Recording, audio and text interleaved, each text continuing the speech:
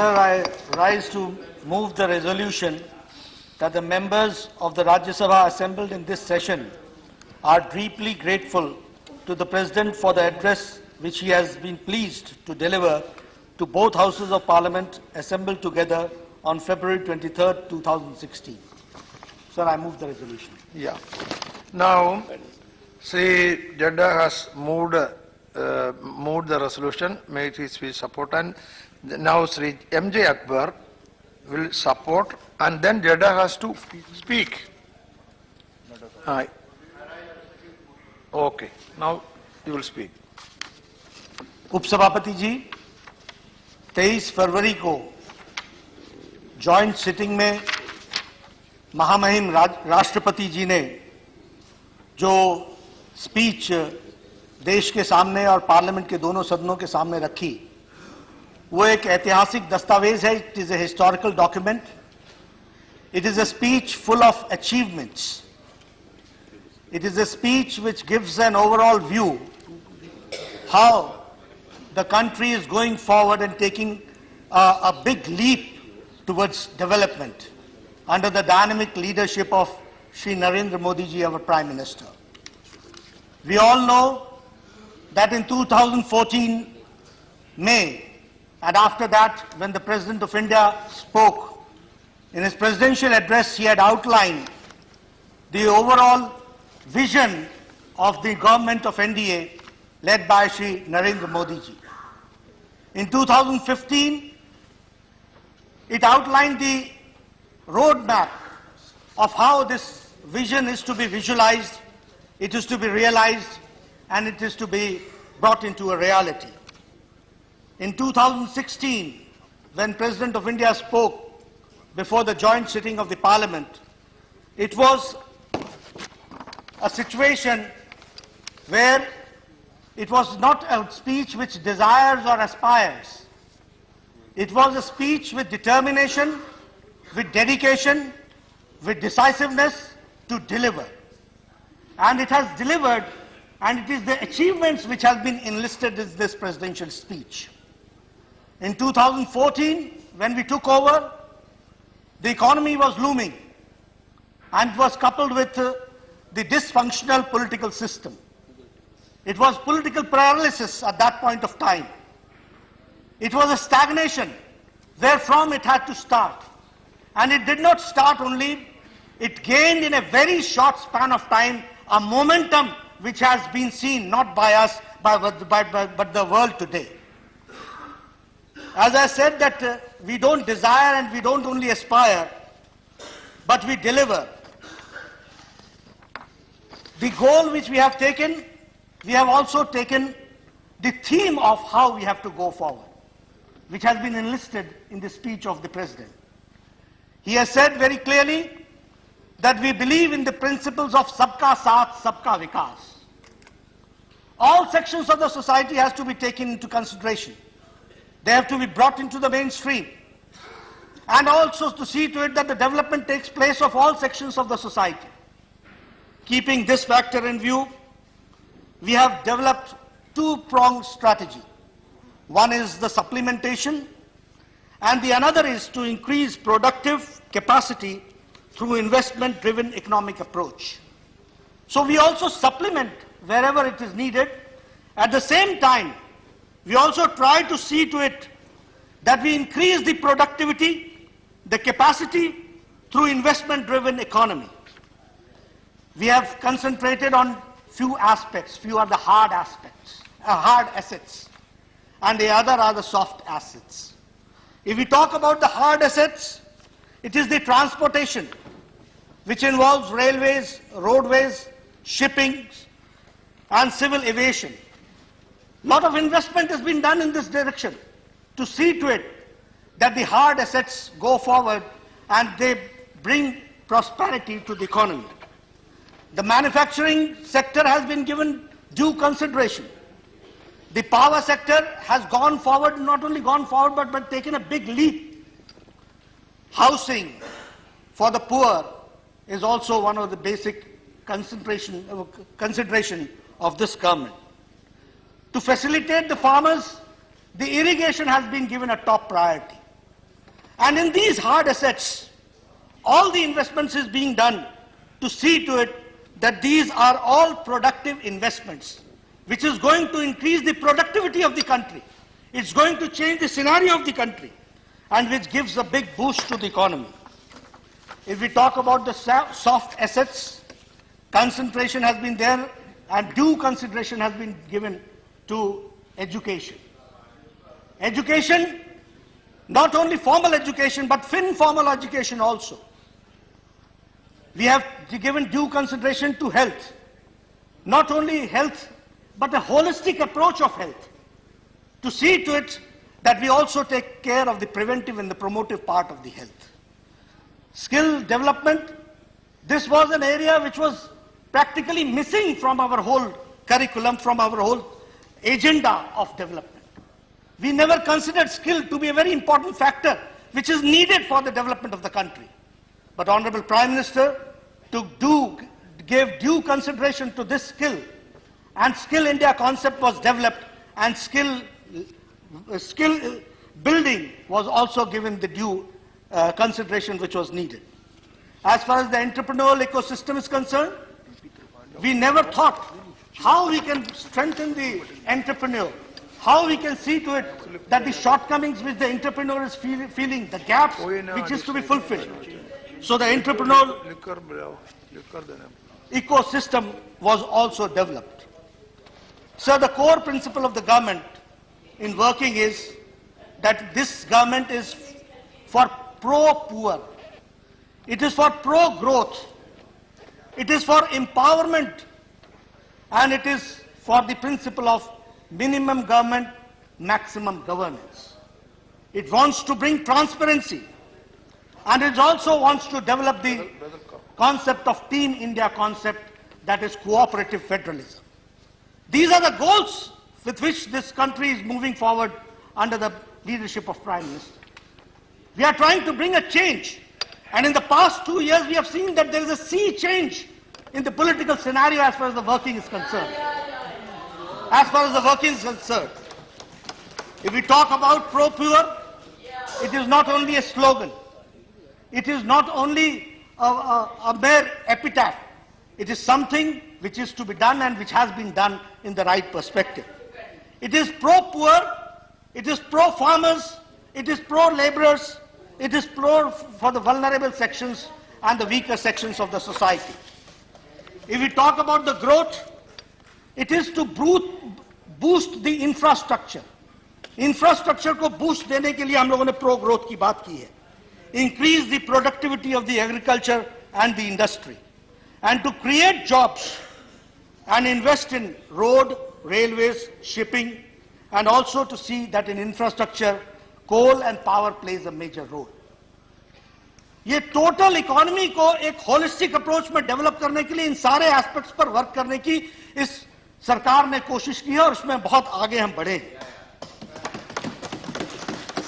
अगर हम एम्पावरमेंट की बात करें, पिछले 2 सालों में जितनी भी नीतियां बनी है, we have taken care of the most vulnerable and the weaker section of the society, that is the BPL. We have always tried to see to it that the BPL, the poor, should come into the area of APL, they should grow, they should be empowered, they should be given the supplementation which is needed.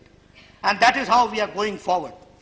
The strategy which we have developed is to take care of small and marginal farmers. This area was always ignored. Since long it has been ignored. So that is also one area where we have taken care. Women and youth, both have been brought to the mainstream. We have seen to it that women of this country and the youth should be also empowered, and seen to it that they really play the major role in the development of the country. As far as the minimum government and the maximum governance is concerned, trust has been there on e-governance. In all departments we are monitoring. We are trying to see to it that the governance should be faceless. The governance should be on e-governance, and it should be efficient, and it should be transparent. I do not want to remind you of the past days when one was saying that we have got as far as the coal auction was concerned, it was said to be a zero notional. It's presumptive that the loss has taken place. When we talked about spectrum, you're talking about that the notion, it's notional loss. It's zero loss. And now, after the transparent system of auction, we have all seen that the government has gained not only but lakhs and lakhs of crores of rupees has come to the government exchequer. So this is transparency. We have tried to delete the age-old laws which were redundant, which were not needed, which were creating hurdles in the development and the pace of the country. So we also saw to it that that has to be taken care. As far as the Team India is concerned, it is our Prime Minister who tried to take each Chief Minister into account and to see to it that what type of development has to take place in that particular state. Every state has got its own peculiarities. It has got its own problems. It has got its own strengths and weaknesses. All have to be addressed, all have to be addressed individually. So he took pains to see to it that every Chief Minister has a voice. And as he being a Chief Minister for a long time, he understood the pains of the Chief Minister and also took care of that. The recommendations of 14th Finance Commission of devolution from 32% to 42%, that was done. This was a long-standing demand of the Chief Ministers and the states. It could have been accepted, it could not have been accepted. But the Prime Minister showed the generosity and the essential part of it, that we have to see to it that if India has to grow, the states have to grow, and that is why it was decided to devolve from 32% to 42%. If we talk about the key pillars and we talk about the universal social security services, sir, before 2015, we all understand that this country was neither socially secured nor covered with pension. We could have never have imagined that we could think of having a social security system. We could have imagined that anybody could come into the ambit of a social security. But it was the Jan Dhan Yojana which brought a revolutionary change in the whole economic scenario of the poor man of this country. It was the Pradhan Mantri Jeevan Jyoti Yojana which gave at least the courage to a common man that he can be insured. It was the Pradhan Mantri Suraksha Yojana which gave an opportunity to a common man that he can also make his life secure. It was the Atal Pension Yojana where a common man could think that he can also be a pensionable. It was a dream for it, and that dream has been made to be realized by this government, by the NDA government. That is what I would like to say. This is the sea change. If we talk about the nationalization of banks which took place in 1971, at that point of time it was said कि ये गरीबों का भला करेगा, एक परिवर्तन लाएगा, गरीबों की दुनिया में बहुत बड़ा परिवर्तन आएगा. Since 1971, since No, please. Allow me to speak. Please, since 1971, no, please. the bank holders were only little more than 3 crores. Little more than 3 crores. 71. Please. 71, no comments, please. Since 71 to 2014, the bank account holders were little more than 3 crores. In 1.5 years, under the dynamic leadership of Pradhan Mantri ji, the bank holders are now more than 21 crores, which we have to understand.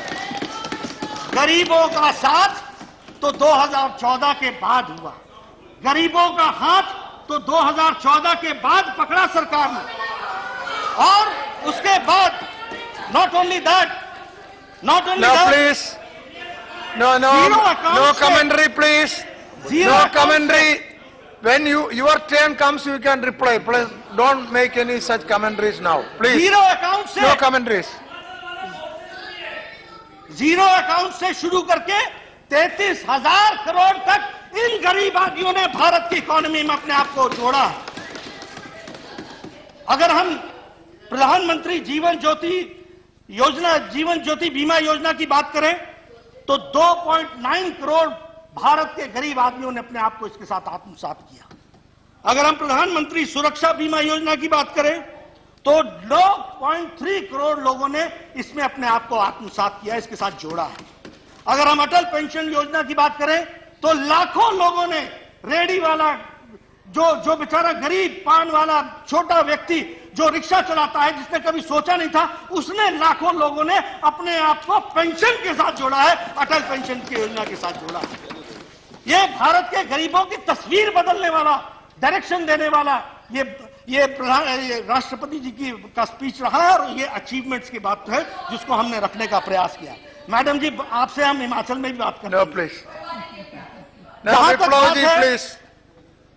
कहां तक ये सारी चीजों की बात है, प्रधानमंत्री जनधन योजना, प्रधानमंत्री जीवन ज्योति योजना, प्रधानमंत्री जीवन सुरक्षा योजना, अटल पेंशन योजना, मैं ये कहूंगा it is not only a financial inclusion, it is not only a financial evolution, it is a financial revolution which has taken place in this country.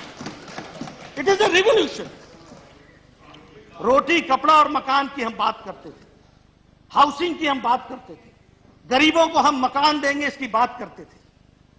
कौन सी स्कीम थी जिसके तहत हमारी स्कीम इस प्रकार की है कि हम गरीबी को जड़ मूल से निपटाएंगे, जड़ मूल से समाप्त करेंगे, इसकी हमारी कोशिश है। और इसीलिए मकानों को देने का जहां तक सवाल आया, 2022 तक हम लोगों ने तय किया कि हाउसिंग फॉर ऑल और प्रधानमंत्री आवास योजना के तहत सबको, सभी गरीब व्यक्तियों को मकान दिए जाएंगे, इसकी कोशिश होगी। 2 crore houses to be constructed by 2022।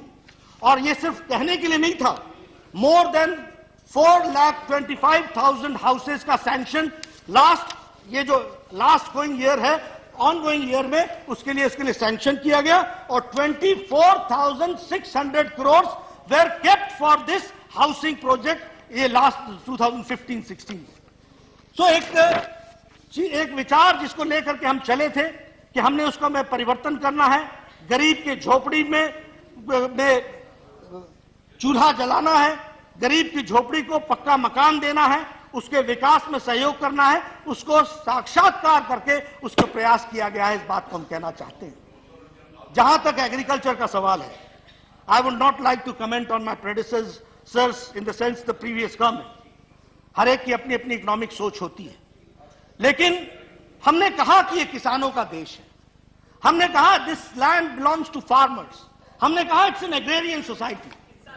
लेकिन जो इकोनॉमी आगे बढ़ी है, जिस इकोनॉमी ने अपने आप को देश में, दुनिया में बढ़ाया है, उन्होंने अपने स्ट्रेंथ पर खेला है, उसको वीकनेस में परिवर्तित नहीं किया है। Agriculture was our strength. Agriculture को हमने स्ट्रेंथ के तरीके से देखना चाहिए था, वो हमारी ताकत थी। हम लोगों ने राजनीतिक कारणों से तो कहा कि देश किसानों का है, देश एग्रेरियन सोसाइटी का है, लेकिन हमने अपनी नीतियों से किसान को उसकी स्ट्रेंथ नहीं मानी, उसको हमने वीकनेस में परिवर्तित कर दिया। कोई ऐसी नीति नहीं बनाई जिसके चलते हम कह सकें कि एग्रीकल्चर प्रोडक्शन बढ़ सकेगा। It is in the past 2 years that we have concentrated on the agriculture sector. प्रधानमंत्री फसल बीमा योजना यह अपने आप में क्रांतिकारी योजना है, बहुत दूरगामी प्रयास के, बहुत दूरगामी इसके इफेक्ट्स पड़ने वाले हैं। 5,717 करोड़ 2016-17 में, addition to 1,000 crore of the last year, यानी 6,717 करोड़ प्रधानमंत्री कृषि सिंचाई योजना के लिए रखा गया। यह कृषि सिंचाई योजना हम लोगों ने कब सोचा कि हम एग्रीकल्चर सेक्टर के डेवलपमेंट के प्रोडक्शन को बढ़ाने के लिए हम क्या क्या कर सकते हैं। और इतना ही नहीं, हर खेत को पानी, उसके लिए 500 करोड़ अलग से, पर drop more crop 2,340 crores, watershed development 1,500 crores, accelerated irrigation benefit program 1,377 crores, soil health card। ये सॉइल हेल्थ कार्ड की कल्पना के लिए 2014 तक क्यों इंतजार करना पड़ा? किसानों का हेल्थ जानना चाहते हो तो उसकी सॉइल की हेल्थ को जानना था। क्या कारण था कि इतने दिनों तक हम लोग इसकी चिंता नहीं कर सके? और क्या कारण था कि सॉइल हेल्थ कार्ड को विकास के साथ जोड़ने का काम इस सरकार ने जो किया है, और हर एक किसान को सशक्त करने का तरीका, ये एक तरीके से एम्पावर करने का तरीका है जिसको हम लोगों ने आगे बढ़ाने का कोशिश की है। और 14 करोड़ किसान को, होल्डिंग्स वालों को 2017 तक किसान हेल्थ कार्ड से जोड़ दिया जाएगा, इस बात को कहा गया है। प्रधानमंत्री फसल बीमा योजना, मित्रों, यह योजना किसानों की तकदीर को और तस्वीर को, दोनों को बदलने वाला है। यह बहुत ही दूरगामी प्रभाव छोड़ने वाला है, बहुत दूरगामी इसका इफेक्ट पड़ने वाला है। किसान मुख्य धारा में आएगा, किसान आज इंश्योर्ड होगा, किसान आज सिक्योर्ड होगा, किसान आज सही तरीके से अपने जीवन यापन के लिए आगे बढ़ सकेगा। इस तरीके का एक वातावरण इससे बनेगा। हम सब जानते हैं कि फसल इंश्योरेंस के दृष्टि से किस तरीके से उस इंश्योरेंस के नियमों को भी बनाने की आवश्यकता थी। कृषि विभाग ने इसकी गहराई से चिंता की, सरकार ने इसकी चिंता की। इसमें से जो कैप्स लगते थे उस कैप्स को रिमूव कर दिया गया फॉर द सम इंश्योर्ड। इसलिए अब कैपिंग नहीं रहेगी, there will be no capping for the premium, so that the maximum benefit किसान ले सके। इस बात का इसमें प्रयास किया गया है। Use of technology for quick assessment and settlement of claims. हम सब जानते हैं, हम सब लोग सार्वजनिक जीवन में रहते हैं। जब हम लोग जाते थे और गांव में और किसानों से मिलते थे तो किसान कहता था अभी तो हमको पिछली फसल का ही नहीं मिला है, मुआवजा नहीं मिला है, आप अगली की क्या बात कर रहे हो। हमारे प्रधानमंत्री जी ने पिछले साल सभी मंत्रियों को सभी स्टेट्स में भेजा और भेजने के साथ ये कहा कि जो वहां पर जो डैमेज के लिए जो फंड्स हैं वो डैमेज का फंड्स तो यूटिलाइज करो ही करो, और जितनी आवश्यकता है वो केंद्र उसको पूरा करेगा। इस तरीके की बातचीत करके हम सब लोग गए थे और कोई आवाज किसानों से नहीं आई कि हमको मुआवजा नहीं मिला। जहां तक मुआवजे का सवाल है, 2014 तक इंतजार करना पड़ा कि हम पहले फसल अपनी 50% बर्बाद दिखाएं, 50% से ज्यादा होगी जब बर्बाद तो हमको मुआवजे के लिए हम हकदार होंगे। प्रधानमंत्री जी ने 1/3 अगर नुकसान हो गया, 1/3 भी नुकसान हो गया तो भी किसान को मुआवजा मिलेगा, इस तरीके की योजना बना करके दी है। और उसी तरीके से और जो फसल का मुआवजा है वो भी 1.5 गुना बढ़ाया, उसको भी 1.5 गुना बढ़ाया, try to make it meaningful. उसी तरीके से जो फसल बीमा योजना में जो प्रीमियम की बात है, किसानों को सिर्फ 2% खारिफ पर, रबी पर 1.5%, हॉर्टिकल्चर पर 5%, हॉर्टिकल्चर और ऑयल सीड्स पर 5%, और बाकी सब सरकार देगी। इसका मतलब मिनिमम प्रीमियम, मैक्सिमम बेनिफिट किसान को मिलेगा। इस तरीके की योजना को आगे बढ़ाने का प्रयास किया।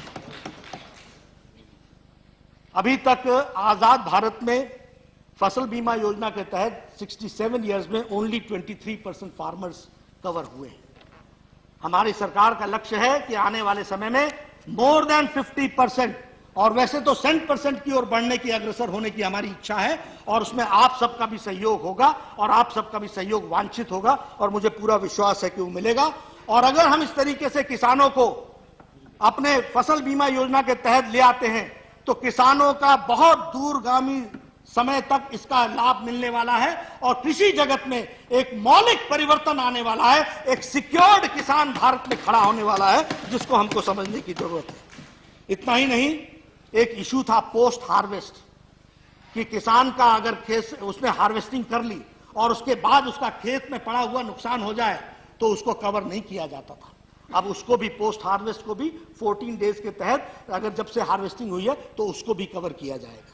इतना ही नहीं, कई बार क्या होता था कि हमारे हिमाचल के किसी गांव में हेल आ गई और सिर्फ नुकसान छोटा सा लोकलाइज हुआ, तो हम कहते थे ये नुकसान तो कोई दायरे में नहीं आता। अब लोकल लेवल पर भी अगर कोई नुकसान होता है तो लोकलाइज्ड नुकसान को भी इस किसान फसल बीमा योजना के साथ जोड़ा गया है। इस तरीके की बातचीत की गई है।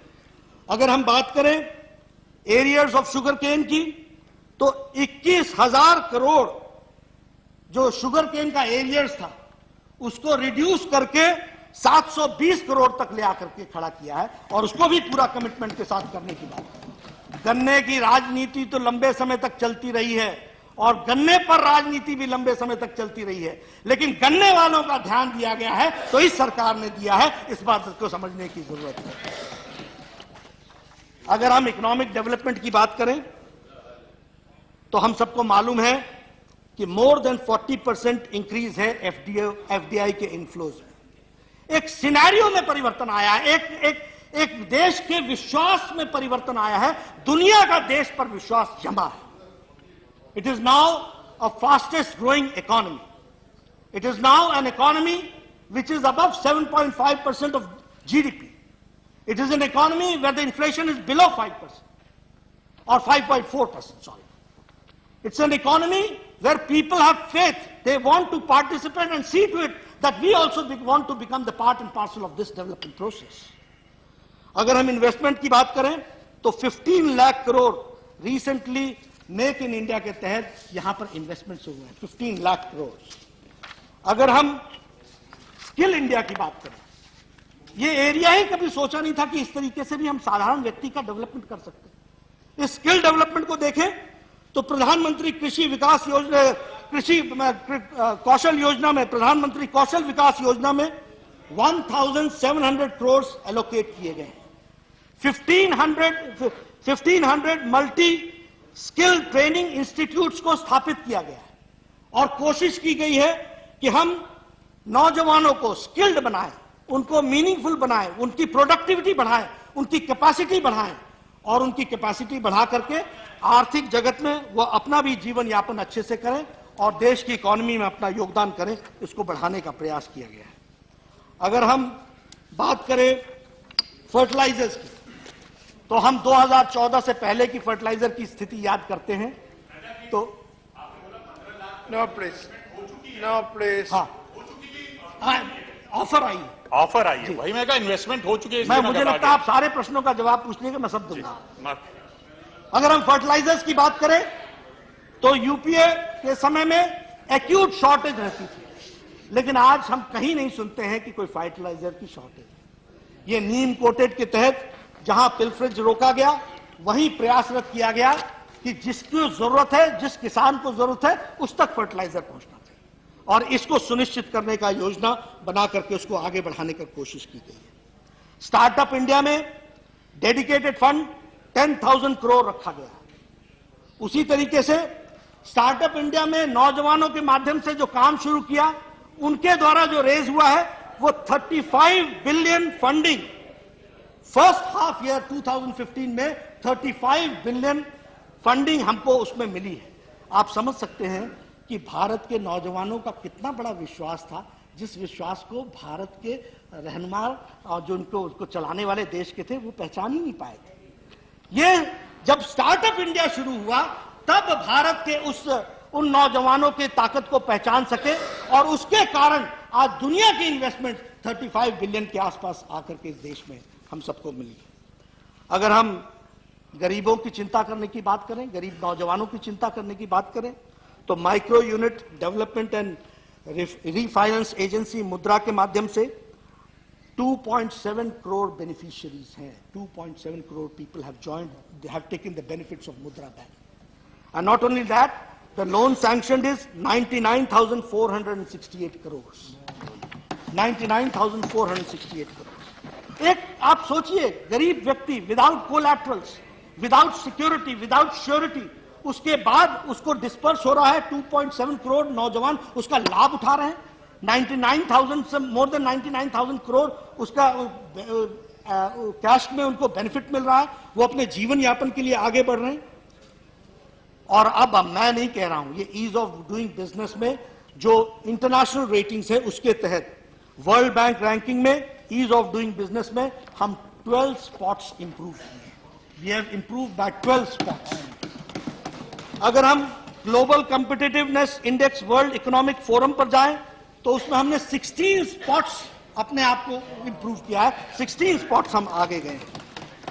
इस प्रकार से इकोनॉमिक दृष्टि से देखें तो हम नहीं, दुनिया ये मान रही है कि this is the fastest growing economy. This is the economy where we should contribute, we should come forward. This is an economy where there is a welcome from the government, and it is trying to see to it that India grows faster. ये एक परिवर्तन हम देख रहे हैं। अगर हम social sector की बात करें, और सोशल सेक्टर में अगर मैं हेल्थ की बात करूं, तो मैं जरूर आपसे बताना चाहूंगा, हम लोगों ने प्रिवेंटिव पार्ट और प्रोमोटिव पार्ट की बात तो कही थी, लेकिन हम लोगों को शायद जानकारी नहीं होगी कि इस देश में लगभग 2 करोड़ 60 लाख बच्चे प्रति वर्ष पैदा होते हैं। उसमें से 90 लाख बच्चे ऐसे थे जिनमें से 70 लाख का कभी वैक्सीनेशन होता ही नहीं था, और 20 लाख ऐसे थे जिनका पार्शियली वैक्सीनेशन होता था। हमारी सरकार ने रूटीन इम्यूनाइजेशन के साथ साथ रूटीन इम्यूनाइजेशन को टच नहीं किया, लेकिन रूटीन इम्यूनाइजेशन के साथ साथ जो गरीब बच्चे, जो लेबर क्लास के बच्चे, जो आज यहां है कल वहां है, जो किसी प्राइमरी हेल्थ सेंटर में जिसका रजिस्ट्रेशन नहीं है, जो वैगाबॉन्ड्स की तरह आज इधर और उधर कहीं घूमते हुए रहने वाले लोग, जिनका कोई हेल्थ रिकॉर्ड नहीं होता था, ऐसे लोगों को ढूंढ करके 1 करोड़ 42 लाख लोगों का वैक्सीनेशन इंद्रधनुष में किया गया, और जिसमें से 38 लाख बच्चों को टोटली इम्यूनाइज कर दिया गया। हर वर्ष 1% की मात्रा से हम 1% की मात्रा से हम वैक्सीनेशन में, रूटीन इम्यूनाइजेशन में बढ़ते थे। लेकिन 2015-16 में मुझे आप सबको बताने में खुशी हो रही है कि यह वैक्सीनेशन 7% बढ़ा है, 7% बढ़ा है, और 2019 तक इसको हम 90% तक ले जाएंगे। इस तरीके की हमारी कमिटमेंट है। वर्ल्ड हेल्थ ऑर्गेनाइजेशन ने हम लोगों को पिछले साल टारगेट से पहले ही मैटरनल और न्यूनेटल टेटनस से एलिमिनेशन का हम लोगों ने टारगेट पूरा कर लिया, जिसको वर्ल्ड हेल्थ ऑर्गेनाइजेशन ने हम लोगों को उसके लिए सपोर्ट किया, और उन्होंने कहा कि India is now eliminated from neonatal tetanus. अब माताओं को, बच्चों को, जो जन्म देने वाली माता है और उसी तरीके से नवजात शिशु, ये टेटनस से मुक्त कराया है। इस तरीके का हम आज भारत में खड़े हैं, स्वाभिमान के साथ कह सकते हैं। प्राइमरी हेल्थ केयर में हम फ्री डायग्नोस्टिक्स की तरफ आगे बढ़ रहे हैं। प्राइमरी हेल्थ केयर में हम ड्रग्स भी हम फ्री देंगे और दे रहे हैं, इस बात के लिए हम अग्रसर हुए हैं। हमने तय किया, हर प्रदेश में कोई ना कोई ऐसा जिला है जिस जिले के कारण, उसमें कमी होने के कारण सारे प्रदेश की हेल्थ इंडिकेटर्स पर असर पड़ता है, सारे देश के हेल्थ इंडिकेटर्स पर असर पड़ता है। इसलिए हम लोगों ने तय किया कि 184 डिस्ट्रिक्ट्स ऐसे निकाले which were most vulnerable, जिनके हेल्थ इंडिकेटर्स 50% से अच्छे नहीं हैं, वो किसी भी स्टेट में हो सकते हैं। ऐसे 184 डिस्ट्रिक्ट्स को हम लोगों ने निकाला, और हम लोगों ने तय किया कि इनकी फंडिंग भी हम फोकस डिस्ट्रिक्ट्स के रूप में करेंगे। 30% हम एक्स्ट्रा फंडिंग करेंगे, लेकिन इनको हम मुख्य धारा में लाएंगे, इन फोकस डिस्ट्रिक्ट्स को हम आगे बढ़ाएंगे। इस तरीके से हम लोगों ने प्रयास किया। जहां तक एम्स का सवाल है, हम ये कह सकते हैं कि एम्स की जब भी बना, तो चाहे वो पूर्व एनडीए की सरकार में अटल जी के टाइम में बना, या फिर वर्तमान मोदी जी की सरकार में एम्स की ओर हम अग्रसर हुए। टर्शरी केयर के बारे में बातचीत करें तो पहले 6 AIIMS came when Atal ji was the prime minister, and after that the 10 AIIMS declared which are coming up, that is under the leadership of Modi ji, that it has taken. Tertiary care को हमने ध्यान में रख करके काम किया है। टर्शरी केयर को ध्यान में रख करके हमने काम किया है, और एक एम्स को डेवलप करने के लिए जो इंटरनेशनल स्टैंडर्ड्स है, I would not like to go into the details what happened in the past, कि किस तरीके से एम्स की डेवलपमेंट को रोक दिया गया। हम लोगों ने सारी चीजों को सिंप्लीफाई किया, ट्रांसपेरेंट किया, और कोशिश की है कि मिनिमम टाइम में सारे एम्स बन करके आए। इस तरीके का हमने प्रयास किया है, इसको हमने आगे बढ़ाने की कोशिश की। Affordable medicine and reliable implants treatment, Amrit. हम सब जानते हैं कि कैंसर की दवाएं बहुत कॉस्टली होगी, उसी तरीके से ये जो इम्प्लांट्स लगते हैं ये भी बहुत कॉस्टली हो गए। हम लोगों ने Amrit medicine which started from all Indian institute of medical sciences and now in all central hospitals we are having, जहां हमारी कोशिश है कि हम बहुत ही कम दामों में कैंसर की मेडिसिन, इम्प्लांट्स के मेडिसिन और जो लाइफ सेविंग ड्रग्स हैं वो दे सकें। आपको जान करके खुशी होगी कि कैंसर के मेडिसिन और लाइफ सेविंग ड्रग्स में 60 to 90% दाम कम आ गए हैं, और इसको हम सभी सेंट्रल हॉस्पिटल्स में कर रहे हैं। और इतना ही नहीं, इसके साथ साथ अभी जैसा कि कहा गया है 3000 जन औषधि में हम जेनरिक मेडिसिन शॉप्स खोलेंगे ताकि गरीब आदमी को मिनिमम प्राइस में अच्छी एफिकेसी वाली दवा मिल सके। इस बात के लिए हम प्रयासरत हैं। यह हमारी कोशिश है जिसको हमने करने का प्रयास किया।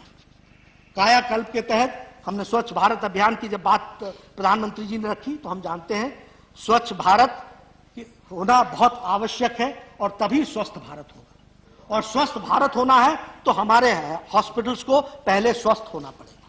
इसलिए हम लोगों ने अपने हॉस्पिटल्स की जिम्मेवारी ली, कायाकल्प का काम लिया और उस कायाकल्प में हमने तय किया कि the hospital should be infection free, the hospital should have the best sanitation facilities, the hospital should have protocols, right protocols to be followed, and the hospital should have a right waste management program. इसके तहत हम लोगों ने competition रखा।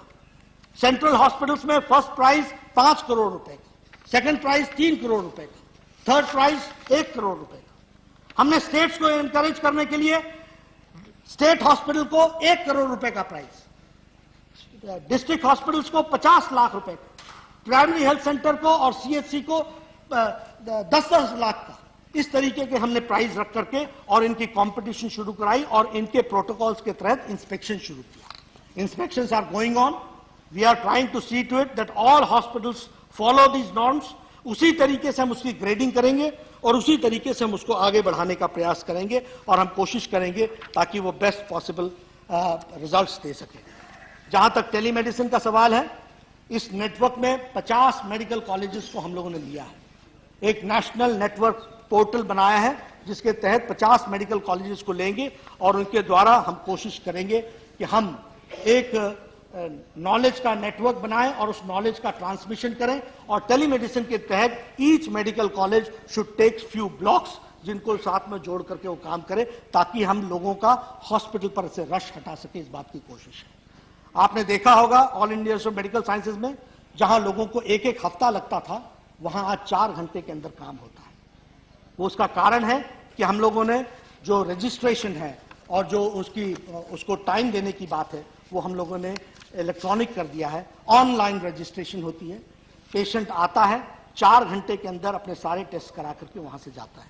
This is being replicated in now all central hospitals. सभी central hospitals में हम इस तरीके का कर रहे हैं और हम अपने टेस्ट को भी ऑनलाइन कर रहे हैं ताकि पेशेंट को भी ऑनलाइन उसका जवाब मिल सके और वो उसको कंसल्टेशन के लिए जहां जाना हो वह भी जा सके और समय पर उसको मिल सके। इसकी कोशिश है। जहां तक सवाल है इंटरनल सिक्योरिटी का, हम जानते हैं कि इंटरनल सिक्योरिटी की दृष्टि से भी स्टेट एजेंसीज के साथ बातचीत करके, फिर चाहे वो विषय नक्सलाइट मूवमेंट को कर्व करने का हो, फिर चाहे वो नॉर्थ ईस्ट के अंदर इंसर्जेंसी का भी हो, चाहे वो और कोई विषय हो, हर एक विषयों में सुधार आया है।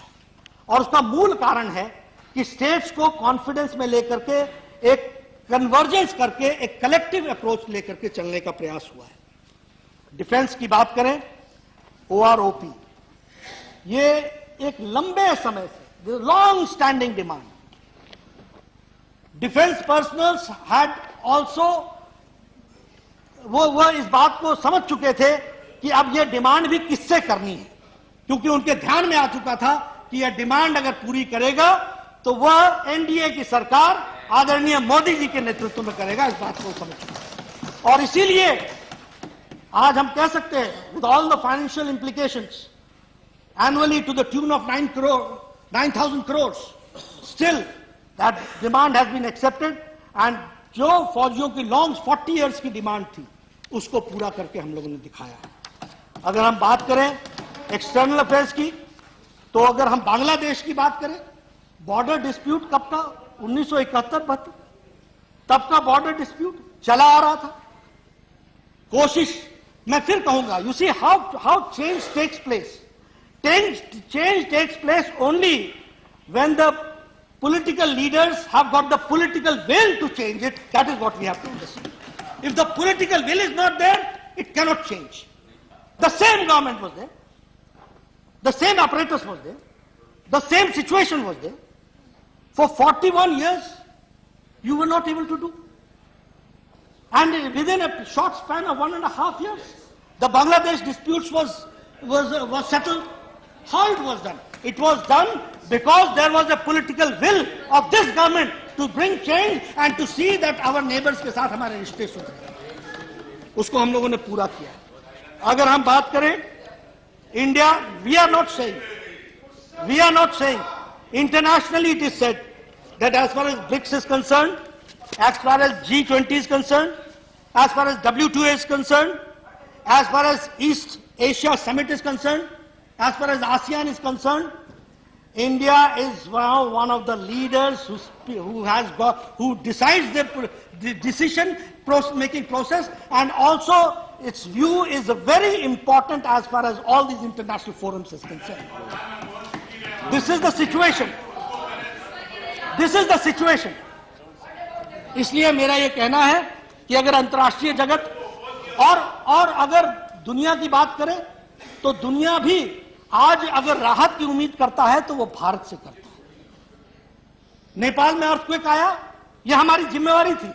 हमारी सरकार ने सूर्यास्त से पहले वहां पर उनको राहत पहुंचाई. यह इतिहास इस बात का गवाह है. उसको पहले पूरा करके दिया.